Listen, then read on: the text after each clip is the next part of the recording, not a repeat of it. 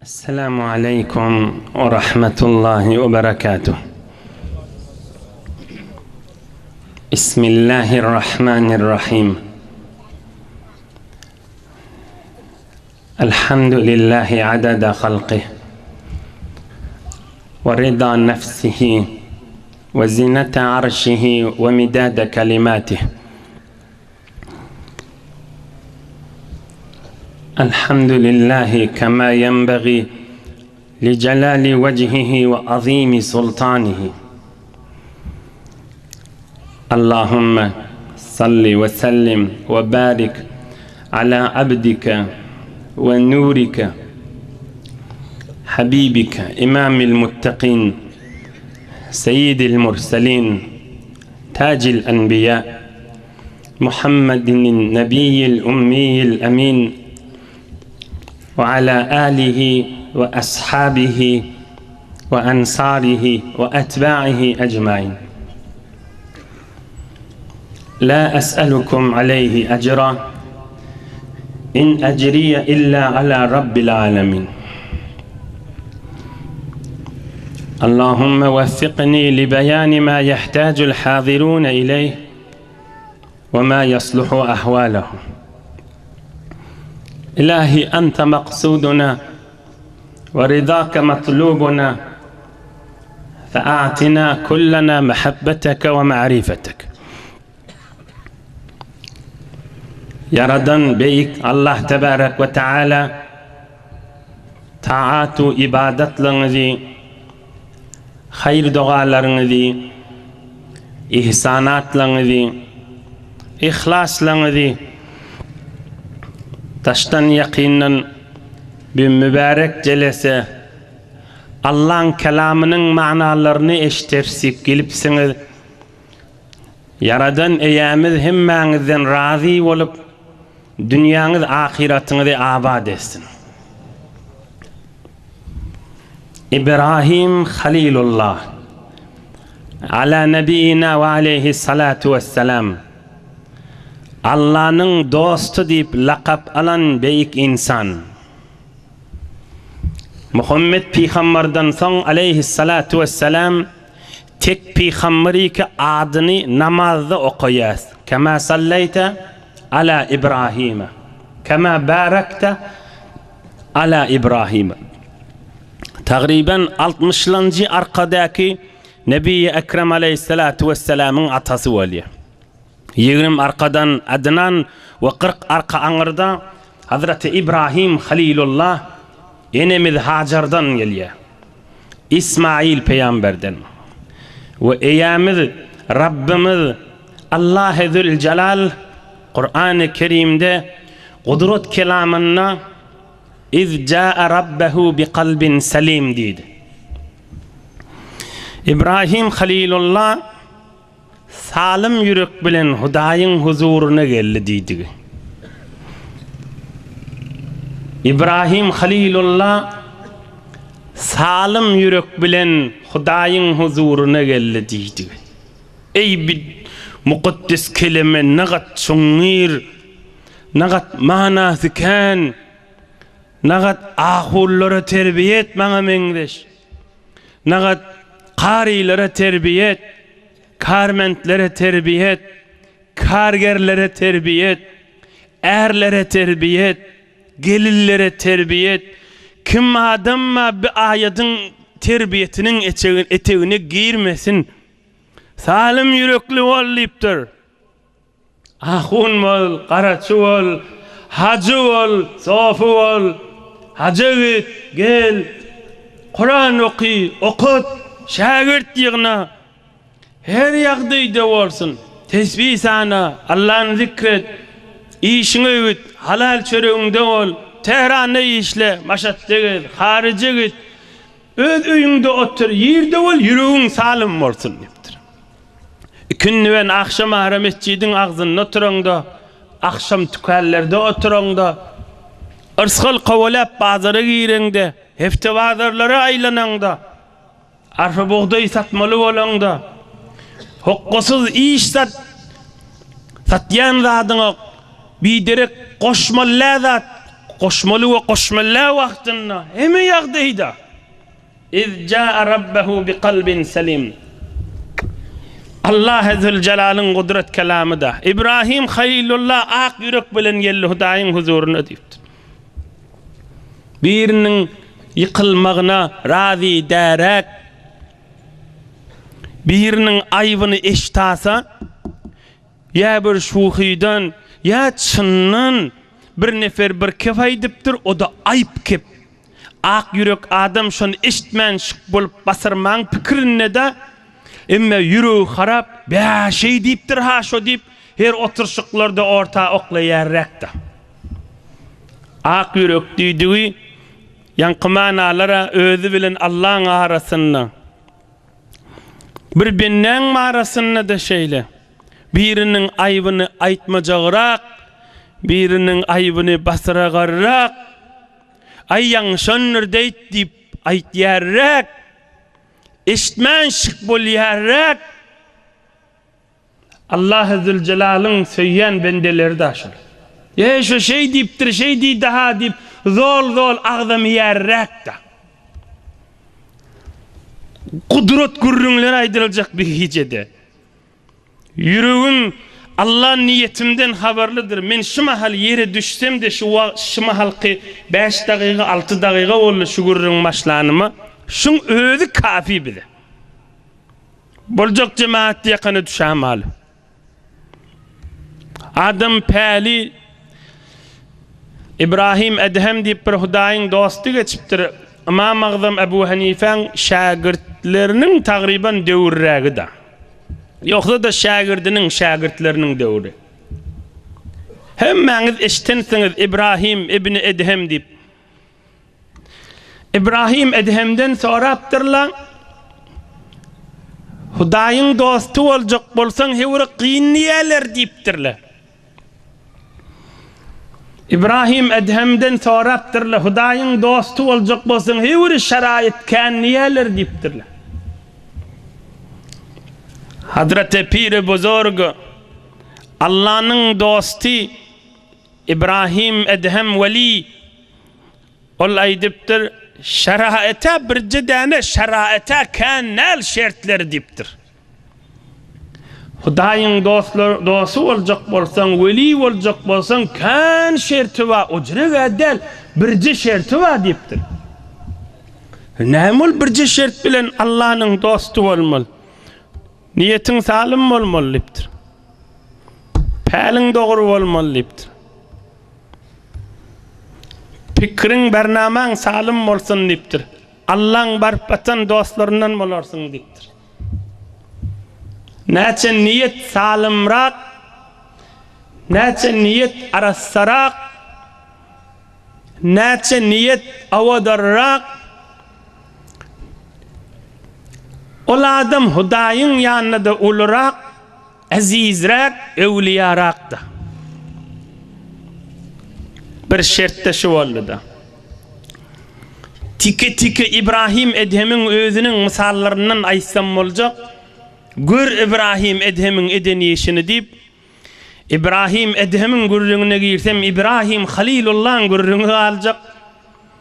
Allah'ın velisi olan İbrahim Edhem'in gurrüğünden geçeylin, Allah'ın dostu olan İbrahim Halilullah'ın gurrüğüne gireylin. Anandek mülkünün sultanı bolsan, ne hacet yeryüzünün hanı bolsan. Adamın yankıyalı ak yüreği olsa, adamın yankıyalı bir qav yüreği olsa, bollu da deyiptir. Yerin yüzünü öz adına senet bolmasa olmasın deyiptir.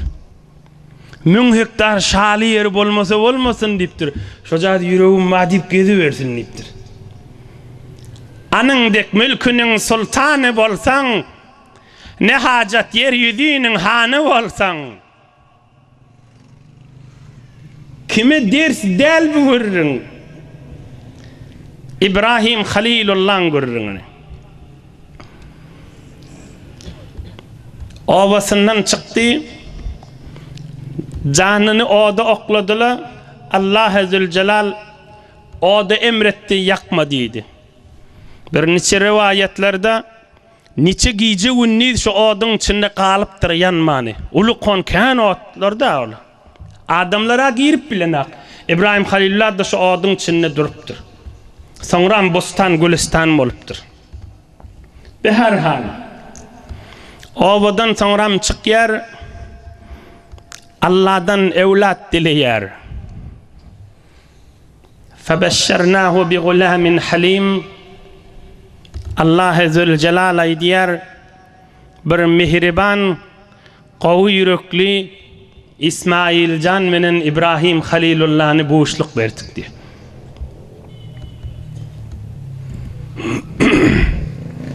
İsmailcan فَلَمَّا بَلَغَ مَعَهُ السَّعْيَ İnne Kur'an-ı Kerim. İsmailcan dadesi bir tofor yerde dada qaqı diyorlar. Pederda. Dadesi qaqası İbrahim Halilullah Allah'ın dostunun yanını yortup işin edişmege yaran yaşa yetti. فَلَمَّا بَلَغَ مَعَهُ السَّعْيَ Handa da name gerek deyip yortup duran oğlan mollu deyiptir.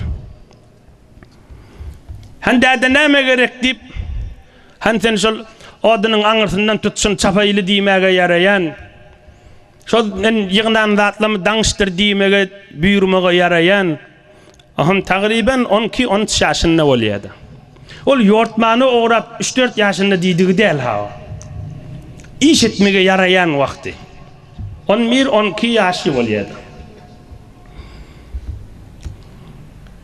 İbrahim Halilullah Allah'ın dostu gece yatika diş vuruptur.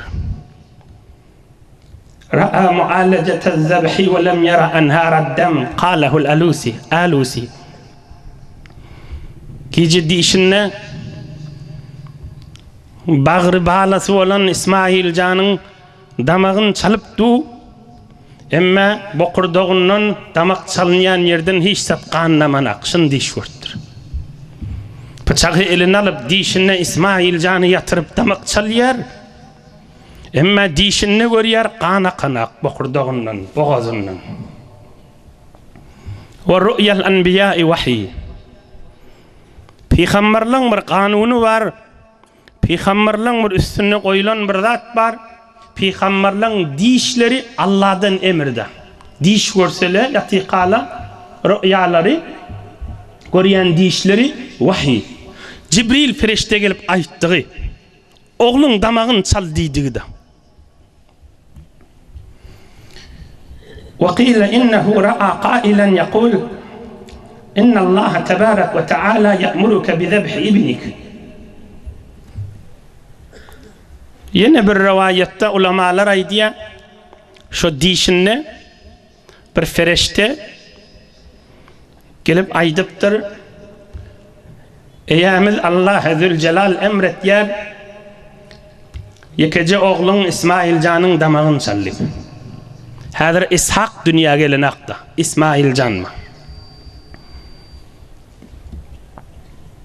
An ba'di ehlil ilm enne İbrahim ala nebiyyina ve aleyhissalatu vesselam kâle Ya bunayye khudil hable vel midye thumma entalik bina ila hâzâ şi'ab Açık, anık bilyar bir gören dişi vahiy Allah'tan emir oluptur. Ey cemaatler, canını oda okladı, canını feda etti İbrahim Halilullah. Geçen hafta bir neçe misallar ayttık, malını feda etti. İnne oğlunu Allah'ın rezayetine feda edecek oluyor. Öz çağını alıp gitmeli dağların arasında derelin içinde damak çalmalı. İnne hâzâ lehuvel belâ'ul mubin Kur'an'na aydiyer ul ağır imtihanlıktır. İnne hâzâ lehuvel belâ'ul mubin ul ağır imtihanlıktır. Ul ağır qîn imtihanlıktır. Açık biliptir bir Allah'ın emri. Erti bilen Türkmen sagaman ördü diye erti bilen Türk Kuşluk vakti gündogondan sonra canı gol bir keskir bıçak bilen bir tanap al gideyil dere gaşyn dipdir. Şeytan urunu veripdir. Şu urun ekser ulamalyň nazarına Mekke-i Mukerremeň Mina şerifde. Çadırda 2-3 gün şotada gallylar. Şotada bolan ýagdaýy. Allah Taala hemmeňize kabul haç nasip etsin. Şol Minadaki beyik sahran döwrüne bolan zatçı. Bir neçeli şu mescidi Hayfyň ýanyna, bir neçeli ýok şu damakşyma mallaň damak çalynýan ýer bar, şu tada diýerler. Be her hal ekser ulamalar aýtýar, bolan waqia Minada boldy diýer. Canı gollipdir bir tanap bilen keskir gezilip bıçak alypdir. Gaham şeytan urunu veripdir aňryk bärik. Bäbi Allah'ın emrini yerine yetirajak o dip. Kime varayın, enesine varayın Hajar'a dipdir. Enesine varıpdır, hey heley dipdir.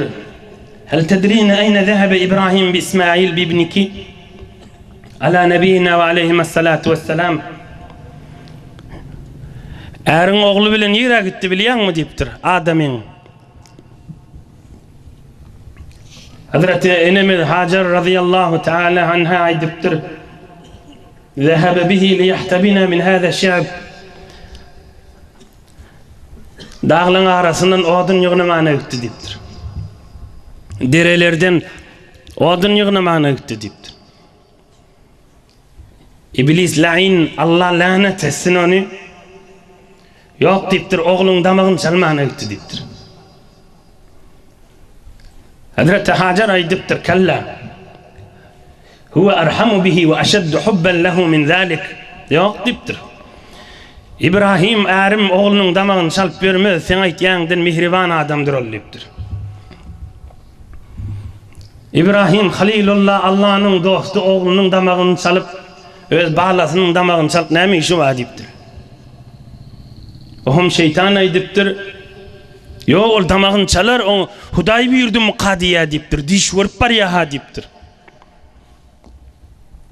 Hajar aýdypdyr. Feteslimen li emrillahi azza ve celle. Allah buyuran bolsa göz üstüne, boyun üstüne biz boyun merhuli dipdir. Feraca'al lain bi gayri. İblis şeytan wagt az basım öwürlipdir, gahr bilen 12-13 ýaşyndaky ýortup beren İsmail Zabihullah Allah'ın ýoluna damak çalınan idi. Zabihullah İbrahim Halilullah'ın ýydyň ragynyň ýürüp gelýänmiş. Li ayyin asbaha abuka gadiyan bik. Dadang menen ýerek barýan dipdir. Onda dadamyň işi wa dipdir, ya bir malyň damagyny çalmany barýa, ya odun ýygnamany barýa. Men kömekleşmähine barýan dipdir. İblis laýyn aýdypdyr, ýok dipdir, sen damagyň çalmagy barýa dipdir.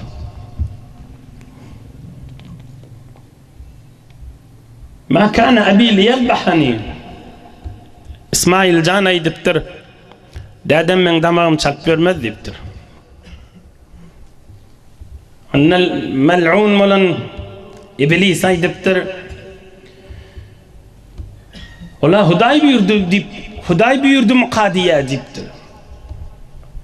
İsmail can aýdypdyr, feseman ve ta'a. Eşitdim, billim dipdir, tamam dipdir, baş üstüne Allah buyursa damagym çalsın dipdir. İblis şeytan tamasını ödüp Allah'ın dostu İbrahim Halilullah'a görünüptir. Görünüm boyuna İbrahim Halilullah bilipdir, bunu vasvas eder. Oğlunu yüreğine uymaya mı diyer, hulası görürün tafar, Allah'dan dili bir imtihandan beni çıkar diyer. Hulası görürün tafar deyip, 7 tane daş alıp belleptir. Şeytan gidiptir. Anırrak baranda yeni görünüptir, yeni belleptir. Şeytan kaçıptır. Anırrak barını yeni görüntür, yeni belleptir. Hacıları 3 yerde 7-7'den daşat yani İbrahim Halilullah, İblis-i lain, Allah'ın ve Müslümanlığın düşmanı olan şeytanı bellerliği sebebiyle. Bir 3 dakika işte gurrunu deylin ilmini.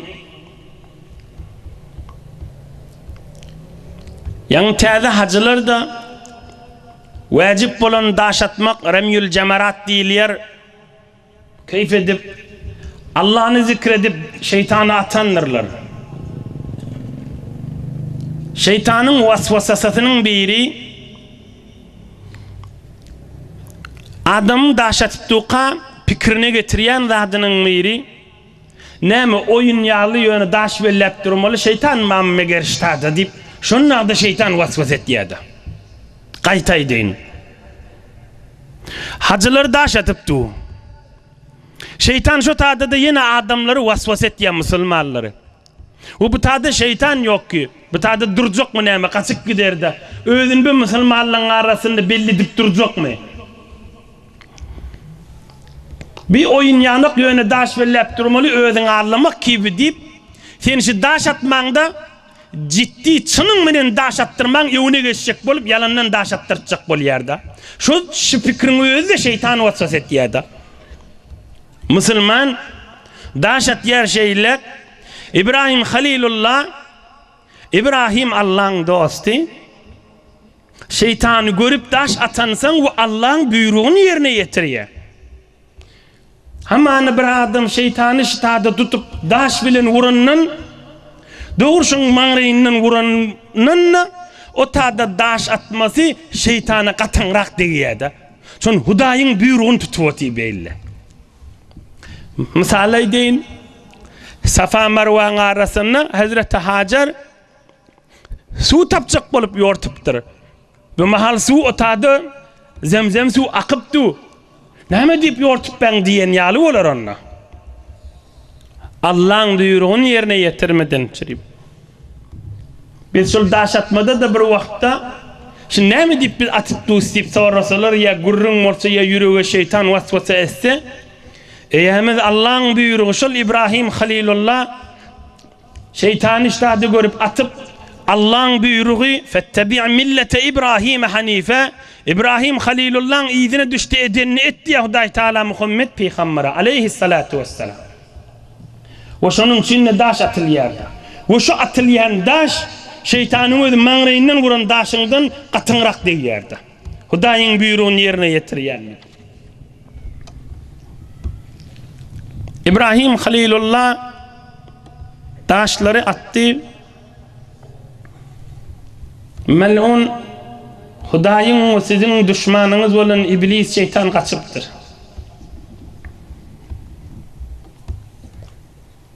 Kur'an-ı Kerim Aydiyar Suriye Saffat A'udhu billahi mineşşeytanirracim.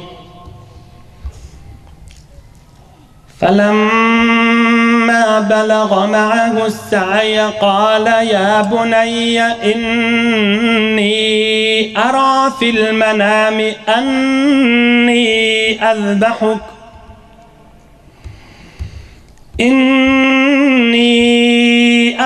في المنام أني أذبحك فانظر ماذا ترى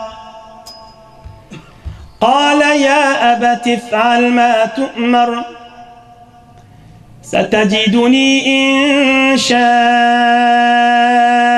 الله من الصابرين.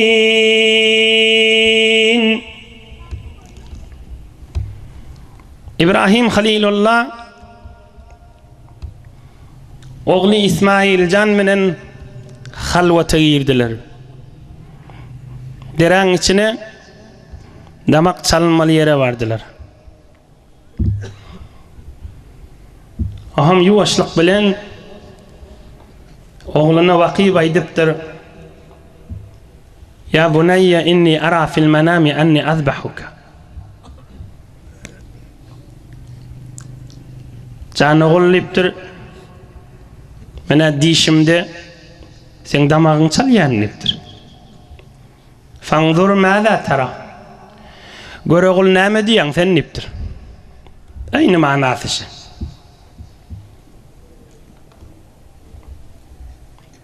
Mena diýişimde sen damagyň çalýan. Fanzur maza tara.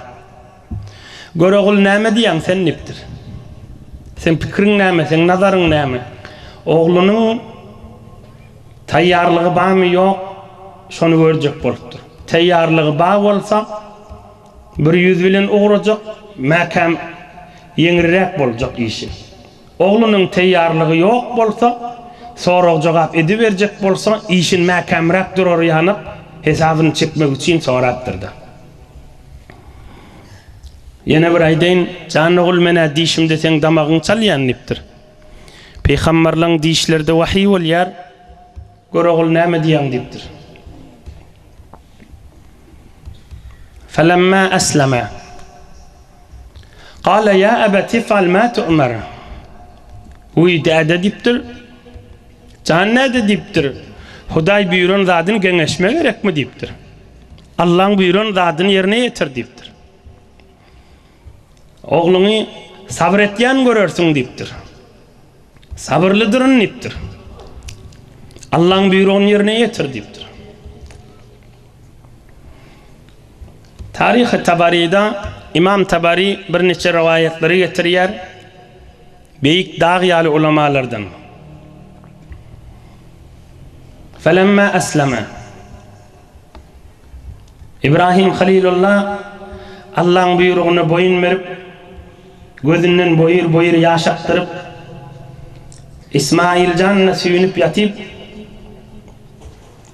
ve huve yebki ve İsmail yestenqi'u d-dumu'u tahta khaddihi. Gulala yanağından yaşlar akıp duranmıştı. Damak çalınacak yerde asmanı lerzana oyyan görürüm. Ata oğul, dede oğul gözlerinden boyur yaşaktırıp Allah Zülcelal'ın emrini yerine getirmeli olupdurlar.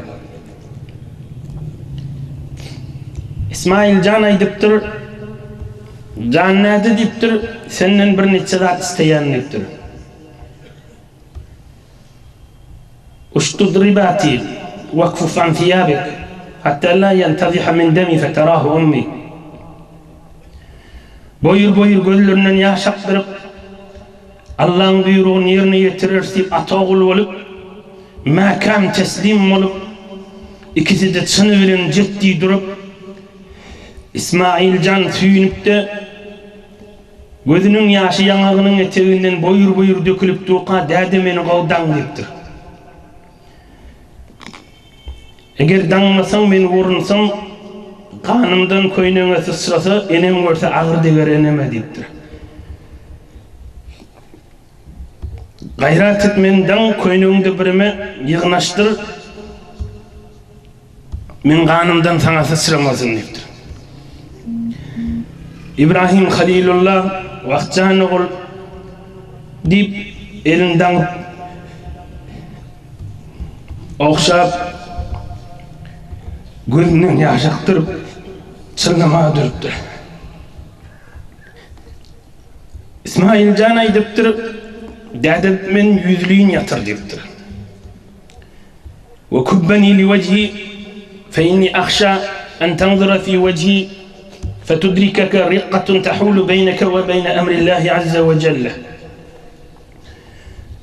Boyur gözlerinden yaşaktırıp duqalar dädem dipdir, meni yüzlüğün yatır dipdir. Men yüzüm gözläp başyňa ay oğul sen damagyň çarp biljek adip men turdama dipdir. Men maňraýym ýere degip dursun dipdir. Yüzümde gözleme dipdir, gezliğin bıçağını boğazın eteğinden koydu, katınrak çek de ver dipdir, güymensen dipdir, yüreğine uyarmana dipdir. İbrahim Halilullah dipdir, ni'mel ahul ente ya bunayya ala emrillahi azze ve celle. Vaqt can oğul dipdir, berekallah dipdir, mana kömekleşýän dipdir, Allah'ın buyruğunu yerine getirmäge dipdir. Ahirkıca kefim eneme salam aydağa dipdir.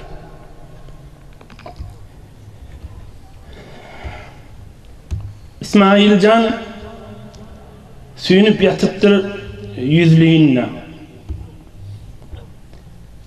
فجر السكين من تحت خده متقيا أن نظر في وجهه فلم يحك السكين فلما رأى ذلك ضرب على جبينه وجر السكين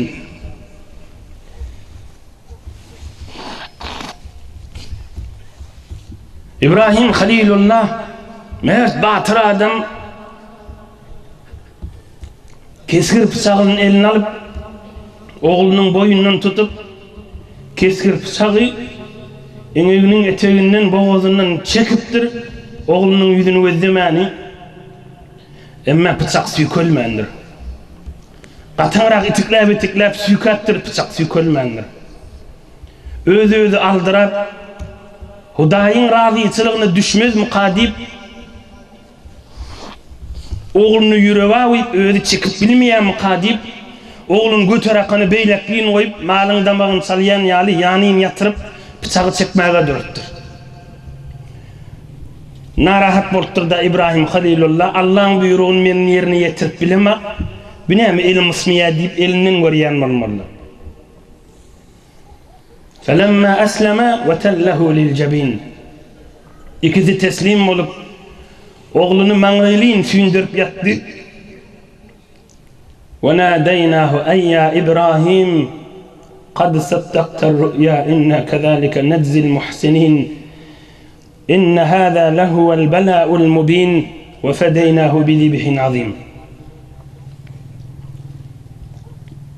قال في الهداية وهذا هو المأثور عن إبراهيم خليل الله على نبيه الصلاة والسلام الله أكبر الله أكبر لا إله إلا الله والله أكبر الله أكبر ولله الحمد وفي البناية جاء جبريل بالفداء من السماء خاف العجلة فنادى الله أكبر الله أكبر فلما سمع إبراهيم قال لا إله إلا الله والله أكبر فقال الذبيح الله أكبر ولله الحمد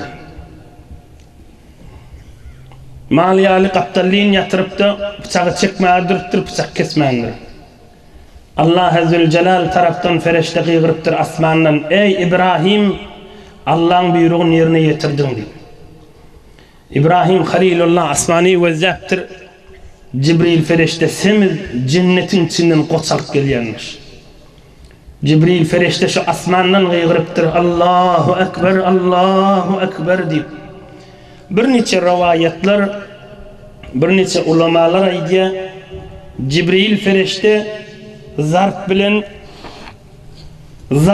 uğrap hevre hovlu aydan wagtyň bir şonnadı deyipdir. Keşo goçy semiz goçy ulukon goçy ala goçy cennetten alıp 7 kat asmandan zabırdak qaytdım deyipdir.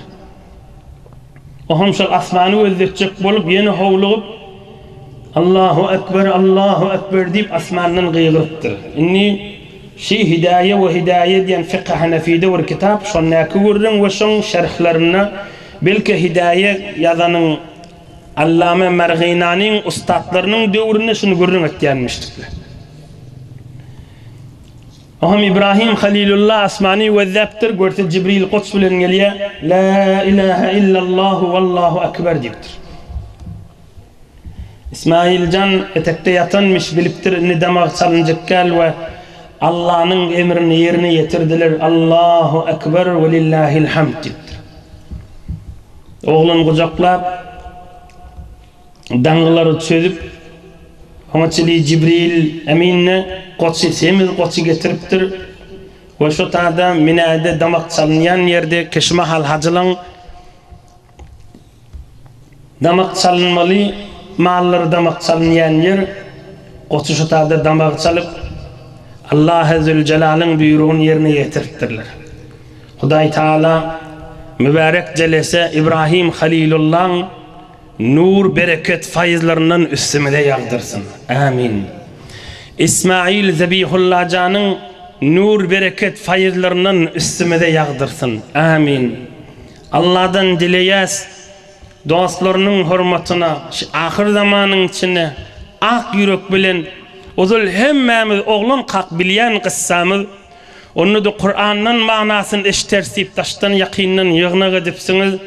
Hudaý Taala kıyamatda mehabbet bilen İbrahim Halilullah ve İsmail can bilen salamlaşmak Muhammed'e nasip etsin. İnşallah inniki hefte şu Kur'an-ı Kerim Sure-i Saffat İlyas peygamberin görrüňini Allah köklediğinden hyzmatyňyza ýetirer. Yaradan Allah iman baýlygyndan, emniyet bereketten, nigmat bolçulukdan ayırmasın.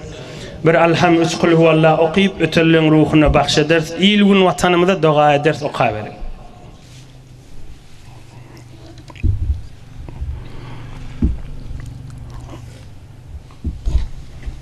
Pir-i Can ilahi amin. İlahi amin. İman görüyorsun. Bereket, muhabbet görüyorsun. İzzet, emniyet, amallık görüyorsun. Nigmat, bolçuluk görüyorsun. Halal ve arastalık görüyorsun. İlahi amin. Amin ya Sultan. Amin ya Erhamer Rahimin. Amin ya Mucibed Dahavat. Berahmetke ya Erhamer. Barakallah hemmenize dostluğunuz bilen.